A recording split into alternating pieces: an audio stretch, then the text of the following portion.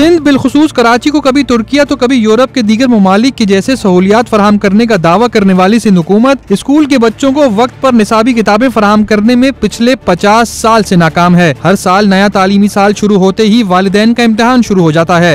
मेरा बेटा first year में आया है, अब मैं किताबों को लिए ना ढूंढती फिर रही हूँ, मगर शॉर्टेज है। यानी जो टाइम जरूरत का होता है ना, हमें हमेशा मुश्किल होती है चीज़ों को खरीदने में, और जो ना उनकी अवेलेबिलिटी आसानी से नहीं होती है। तो मतलब ऐसी प्लानिंग होना चाहिए ना, पढ़ना भी जो है ना एक हमारे लिए मुश्किल आजमाइश इम्तिहान बन गया है। ब्लैक में किताब मिलती है 200-300 रुपये ऊपर देके लेनी पड़ती है, या पुरानी किताब खरीदनी पड़ती है उसी रेट के ऊपर जो मार्केट का रेट है। किताबें मार्केट में शॉर्ट है, बच्चों के स्कूल खुलने वाले हैं अभी 10-15 दिन के अंदर। चेयरमैन उर्दू बाजार ने मसले का वाहिद हल किताबों की छपाई को दीगर पब्लिशर्स को देना बताया। ये सिंध टेक्स्ट बुक बोर्ड की जहाँ तक बुक्स का सवाल है वो शॉर्ट है, इसलिए शॉर्ट है कि ये किताबें बाइफिकेट नहीं होती। अगर बाइफिकेट कर दें पब्लिशर को 1 लाख किताब एक पब्लिशर को अलॉट है, अगर यही 5 पब्लिशरों को 20-20 हज़ार किताब दे दी जाए तो इंशाल्लाह कभी भी शॉर्ट नहीं होगी।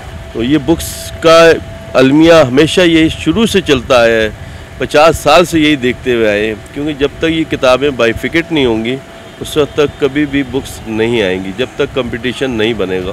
दुकानदारों ने वजारत तालीम की जानिब से स्कूलों की गर्मियों की छुट्टियां आगे बढ़ाने को किताबों की अदम फराहमी से जोड़ दिया है।